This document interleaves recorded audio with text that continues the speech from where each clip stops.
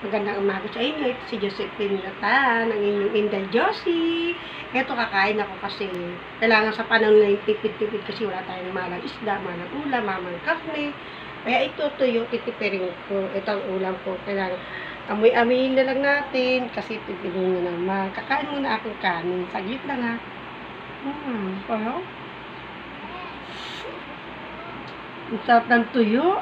Kailangan sa panahon ng tipid. Kaya ganito yung ulam. Sinabit ko para tumagal. Kasi masarap naman. Kainin lang natin, tipid-tipid. Sarap ba? Bango?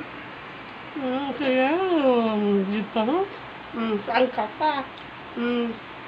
Kasi ngayon, siyempre, malang isda, malang karne. Tuyo na lang, tipirin na lang natin. Amoy-amoyin, at least tatagal pa, di ba? Mga friends, kaya nyo naman itong gawin kung gustuhin ninyo. Ganyan po ang pagtitipid ko sa sobrang pagtitipid. Inaamoy-amoy ko na lang po yung ulam. Ito tatlong tuyo. Baka abutin ko ng 1 buwan. Diba? Ito, kakain ako.